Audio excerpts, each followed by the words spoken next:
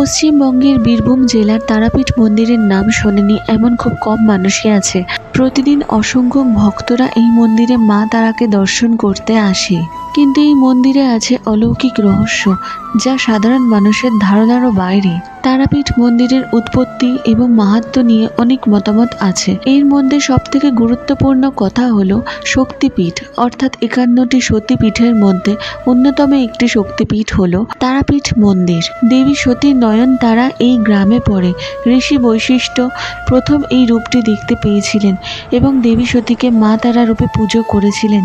কিন্তু অন্য একটি পৌরাণিক কাহিনী অনুসারে বলা হয়, সমুদ্র মন্থনের সময় যখন মহাদেব হলাহল বিষ পান করেছিলেন, সেই ভয়ানক বিষের প্রভাবে মহাদেব ছটফট করছিলেন, তিনি অত্যন্ত কষ্ট পাচ্ছিলেন।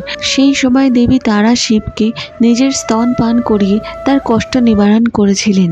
বিভিন্ন পীঠস্থানের মধ্যে তারাপীঠ হলো একটি সিদ্ধপীঠ, অর্থাৎ এখানে সাধনা করলে অত্যন্ত জ্ঞান সিদ্ধি অর্থাৎ অলৌকিক ক্ষমতা লাভ করে মানুষ।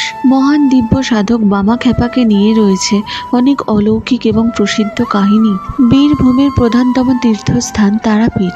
এই মন্দিরটি রহস্যে ভরা, কিন্তু পুরাণের কোনো গ্রন্থতে তারাপীঠকে শক্তিপীঠ বলা হয়নি, তাই এই নিয়ে অনেক মতবাদ রয়েছে। মা তারাকে দশম মহাবিদ্যা দেবীর মধ্যে একজন বলা হয়।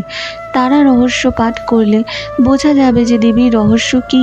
মন্দিরটি দেখতে সাধারণ লাগলেও এই সাধারণ রূপের মধ্যেই কোথাও না কোথাও কোনো না কোনো অলৌকিক কিছু আছে, দেখলেই মনে হবে। এই মন্দিরের ভেতরে মা তারার শিলা রূপ আছে, যা ঢাকা আছে একটি আচ্ছাদনে।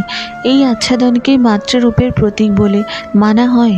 এই মন্দিরে এসে সাধনা করলে বাক সিদ্ধিও লাভ করা যায়।